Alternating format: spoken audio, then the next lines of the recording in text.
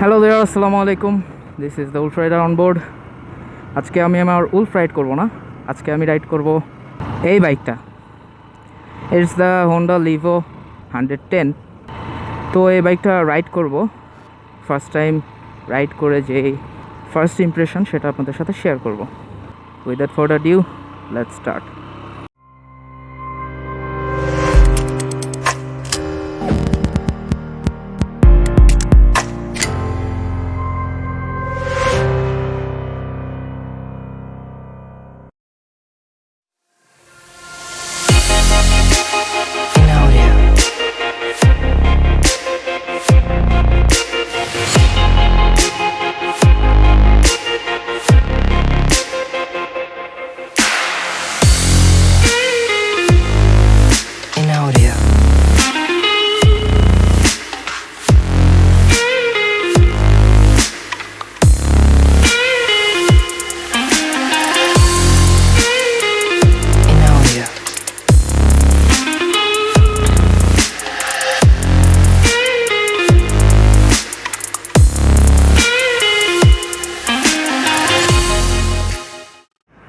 So let's start riding this beauty first.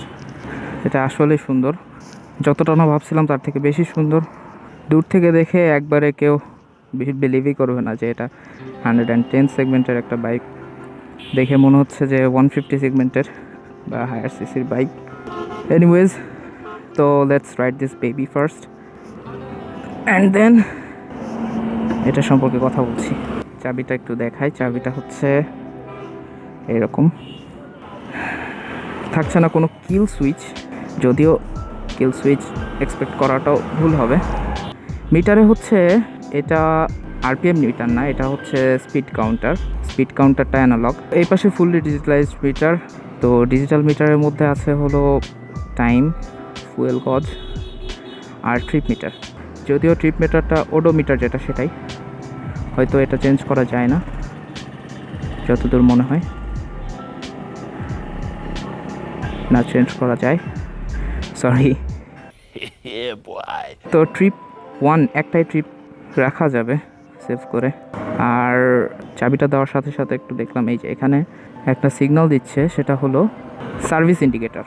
তো এটা Honda বেশ ভালোই করছে সার্ভিস ইন্ডিকেটরটা ইনক্লুড করে, যেহেতু এটা সার্ভিস একটা রিমাইন্ড দিবে যে আপনার বাইকটা সার্ভিস করাইতে হবে। এটা কিন্তু যে বাইকে কোনো প্রবলেম হলে এটা শো করবে এরকম না, জাস্ট সার্ভিসের টাইম হয়ে গেলে সেটা একটা রিমাইন্ড দিবে, এটা পরে আবার রিসেট করে নেওয়া যাবে। এনিওয়েজ, আমি হাইওয়ের পাশে দাঁড়ায় কথা বলছি, যার কারণে কথাতে একটু নয়েজ আসতে পারে। আর বাইকটার কিক স্টার্টও আছে অ্যান্ড সেলফ স্টার্টও আছে বোথ। আর হাইট আমার যতদূর মনে হয়, আমি 5 ফুট 6 ইঞ্চি, 6.5 ইঞ্চি, আমার জন্য খুব বেশি প্রবলেম হচ্ছে না। বাট 110 সেগমেন্টের বাইকগুলা এর থেকে একটু শর্ট হাইটের হয়। এনিওয়েজ, এটা মোটামুটি 5 ফুট 3 ইঞ্চের ওপরে সবাই রাইড করতে পারবে ইজিলি। সো বাইকটা স্টার্ট করি। হ্যাঁ,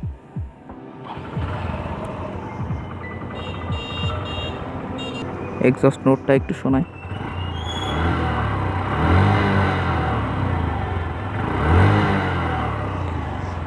আমি কিন্তু হ্যান্ডেলে কোনো রকমের কোনো ভাইব্রেশন ফিল করছি না এখনও। আচ্ছা, রাইড করতে করতে কথা বলি। আচ্ছা, বাইকটার গিয়ার সব পেছনের দিকে, মানে 4টা গিয়ারই পেছনের দিকে। ওকে, বিসমিল্লাহির রহমানির রহিম।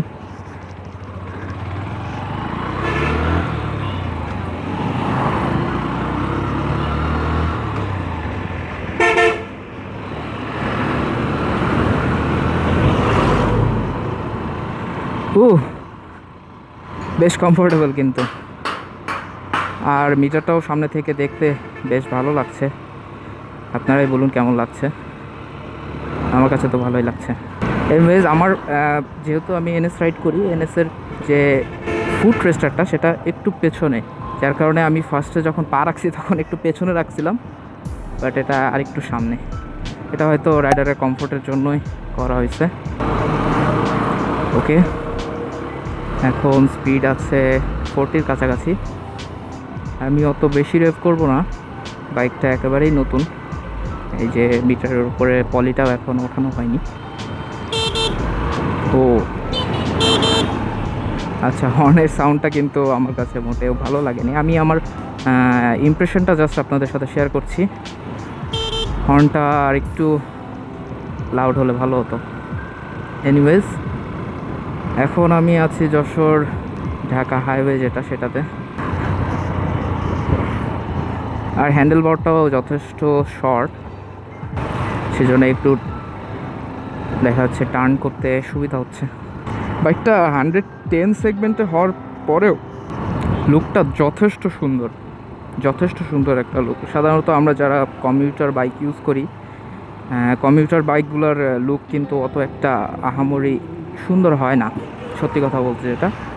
বাট এটার লুকটা আসলে খুবই সুন্দর। ওকে, স্পিড ব্রেকার চলে আসছে। বাইকটার ground clearance paper wise 180 millimetre, যেটা আমার কাছে মনে হয় যথেষ্ট উঁচা। এটা বাংলাদেশের পিলিয়ন সহ বাংলাদেশের কোনো স্পিড ব্রেকারেই হয়তো বাঁধবে না। একটু থ্রটল দিয়ে দেখি।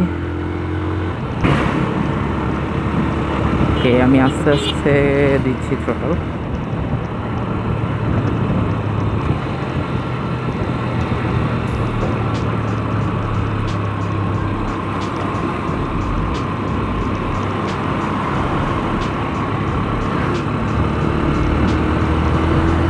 গুড।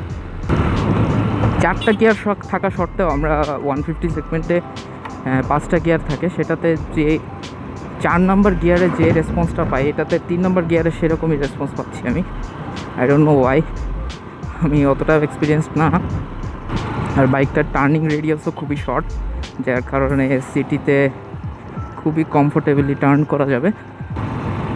একটু আচ্ছা, পেছনের টায়ারটা যে চিকন সেটা বোঝাই যাচ্ছে রাইড করে। আর পেছনে আর সামনে একই 80 সেগমেন্টের টায়ার, 2টা টিউবলেস।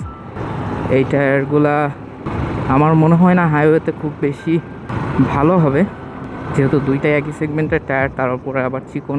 তো এটা রাইডারদের একটু সাবধানতার সাথে রাইড করতে হবে আমার মনে হয়। তারপরেও আমি একটু ব্রেক টেস্ট করব। ওকে, 60-র কাছাকাছি চলে আসছে।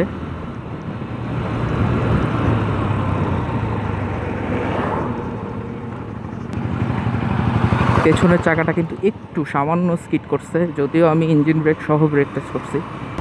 সো আমার মনে হয় যে ব্রেকটা স্কিড করবে পেছনের ড্রাম ব্রেক আর সামনের ডিস্ক ব্রেক। বাইকটা এখনও পর্যন্ত চলছে 1524 কিলোমিটার মতো। দ্যাট মিন্স খুব বেশি যে আহামরি চলছে এরকম না। আমার কাছে তো ফার্স্ট রাইডে নতুনই মনে হচ্ছে একেবারে।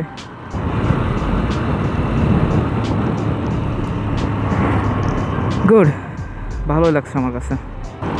এর কম্পিটিটরগুলোর মধ্যে আছে টিভিএস রেডন, দেন সুজুকি হায়াতে। টিভিএস রেডনটা নতুন, যেহেতু এটাও এই বাইকটাও কিন্তু নতুন গ্রাফিক্সের সাথে আসছে। এর আগের লুকটা এতটা সুন্দর ছিল না, আমার কাছে পার্সোনালি লাগতো না। বাট এটা এখন 3টা কালারে বের করছে, সেটা হচ্ছে রেড, ব্লু আর হচ্ছে এই ম্যাট গ্রে। ম্যাটের মধ্যে একটাই কালার, বাট এই একটা কালারই আমার কাছে সুন্দর লাগছে। হর্নটা দিলে কিন্তু খুব আহামরি যে আকর্ষণ গ্যাদার করতে পারবো আমি এরকম না। হর্নটা আমার কাছে অতটা লাউড মনে হয়নি। আচ্ছা, এটা একটু উঁচু স্পিড ব্রেকার, দেখি এটার কি অবস্থা। Wow, easy. লুকিং গ্লাসটাও আমার কাছে সুন্দরই লাগছে রাখা। আচ্ছা, এখানে আসার কারণটা ছিল ওই সাসপেনশনটা চেক করা। সাসপেনশনটাও রাইডারদের জন্য তো যথেষ্ট, বাট পিলিয়ন কমফোর্ট কেমন সেটা বুঝতে পারছি না। পিছনে বসে দেখি।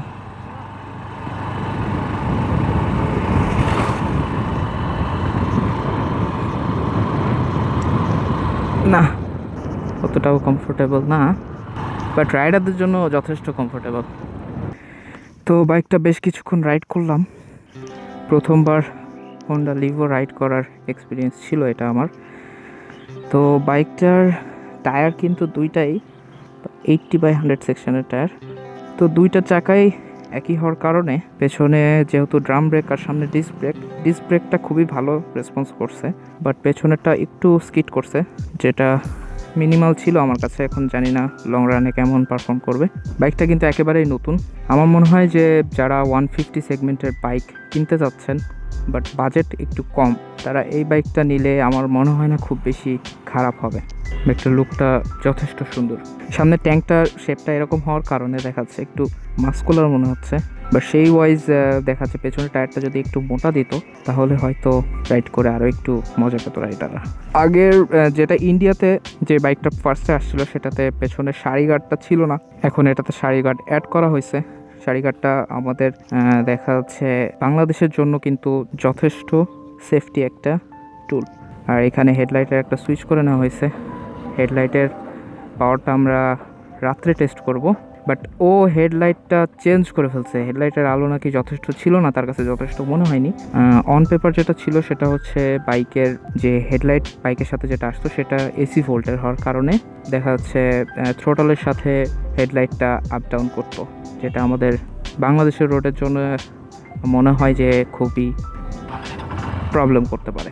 টার্নিং রেডিয়াসটা একটু চেক করি। ও হো হো হো, একেবারেই সামান্য জায়গা লাগছে বাইকটা ঘোরাইতে।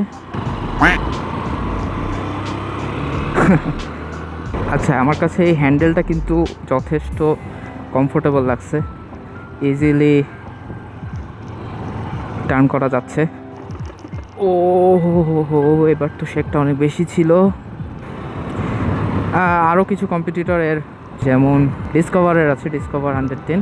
বাইকটার ফুয়েল ট্যাঙ্ক ক্যাপাসিটি 8.5 লিটার, যেটা আমার কাছে মনে হয় মোর দ্যান এনাফ।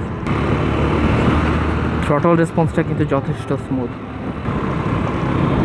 আর এক্সস্ট নোটটাও খুবই ভালো। আমি সামনে হ্যান্ডেল বারে কোনো রকম কোনো ভাইব্রেশন ফিল করতে পারছি না। জানি না আমি গ্লাভস পরা সেই জন্য কিনা, বাট আমি কিন্তু কোনো ভাইব্রেশন পাচ্ছি না। আপনারা গ্লাসের দিকে তাকালেও বুঝতে পারবেন যে নাই, কোনো ভাইব্রেশন নেই। গুড। আচ্ছা, এটাকে একটু ওভারটেক করবো, ওভারটেকিং স্পিডটা দেখবো। ও ওভারটেক করলাম আমি 4 গিয়ারে, অ্যান্ড স্পিড ছিল 40-র ওপরে। তো আমি কিন্তু যথেষ্ট স্যাটিসফাইড। আচ্ছা, সামনের ব্রেকটা একটু টেস্ট করব। ওকে, পেছনে ক্লিয়ার আছে। ওয়াও, সামনের ব্রেকটা যেরকম ভাবছিলাম ঠিক সেরকমই। ব্রেকটা কিন্তু অসাধারণ। আমি বলবো যে আমার এনএসের থেকেও ভালো লাগছে আমার সামনের ব্রেকটা।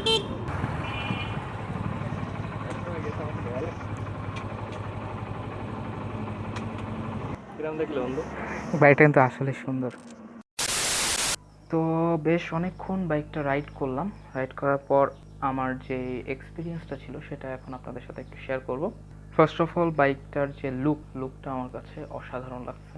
বাইকের লুকটা 110 সিসি হওয়ার সত্ত্বেও এর লুকটা 150 সিসির বাইকগুলোর থেকে কোনো অংশে কম না।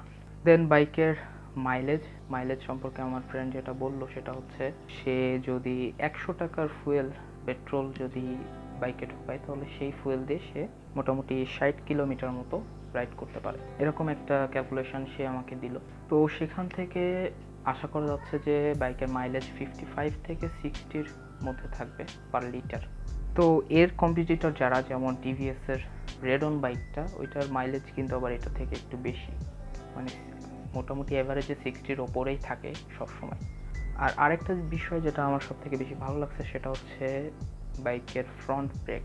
যখন ব্রেকটা প্রেস করি তখন আমার মনে হচ্ছে যে আমার যে এনএসএ যে বাইক, আমার কিন্তু ওটা এবিএস ভার্সন না, নন এবিএস ভার্সন। তো নন এবিএস ভার্সনের যে ব্রেকিং সিস্টেমটা ফ্রন্ট ব্রেকে, সেটা থেকে হন্ডার এই ব্রেকটা আরও সুন্দর লাগছে আমার কাছে।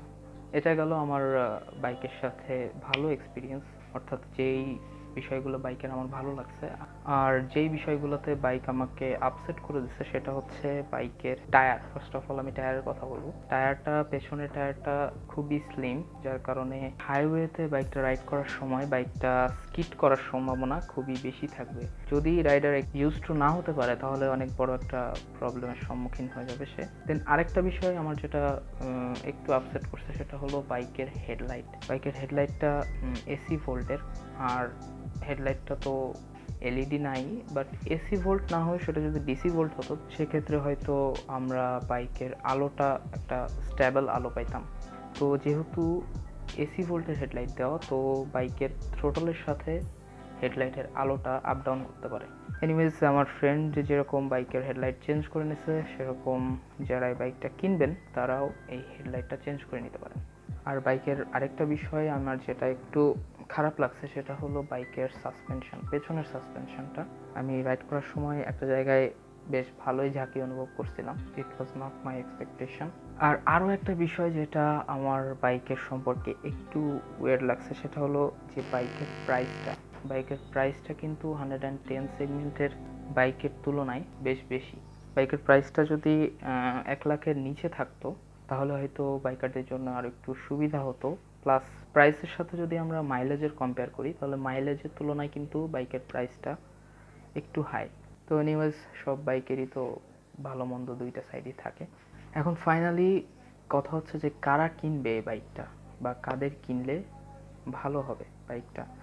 তো যদিও আমি ততটা এক্সপিরিয়েন্স না, বাট আমি এতটুকু চালিয়ে যতটুকু বুঝছি সেটা হচ্ছে যে বাইকটা নর্মালি যারা শহরে বসবাস করেন, কমিউটার বাইক কিনতে যাচ্ছেন, দেখা যাচ্ছে শহরে এখানে ওখানে মুভ করা লাগে, সেক্ষেত্রে এই বাইকটা তাদের জন্য ভালো হবে। আর এটা নিয়ে যদি কেউ লং রাইড করতে চান সেক্ষেত্রে বাইকটা নিয়ে হয়তো লং রাইড করা যাবে, বাট লং রাইড করা যাবে না সেটা না।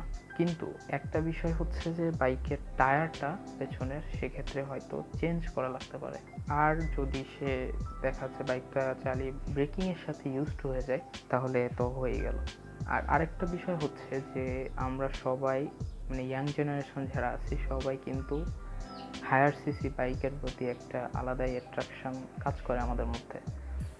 তো যারা এরকম দেখাচ্ছে 150 সেগমেন্টের বাইক খুঁজছেন বা 150-র ওপরে যেগুলো আছে বাইক, সেরকম বাইক কেনার ইচ্ছা বাট বাজেট একটু কম, সেই ক্ষেত্রে আমার মনে হয় হোন্ডা লিভোটা তাদের জন্য খারাপ হবে না, বেস্ট একটা চয়েস হবে। এনিওয়েজ, এই ছিল আমার আজকের ভ্লগ। আমি বাইকটা রাইড করে জাস্ট একটা রাইডিং এক্সপিরিয়েন্স আপনাদের সাথে শেয়ার করলাম, আমার ফার্স্ট ইমপ্রেশনটা আপনাদের সাথে শেয়ার করলাম। If you guys are watching me for the first time, please do subscribe to my channel. আমি একটা ফেসবুক পেজ খুলছি, সেখানেও চাইলে অ্যাড হয়ে যেতে পারেন। আবার এই ভাইয়ের মতো কইরেন না, Please don't follow his channel. so please do subscribe. So this is the Ulf Rider signing out.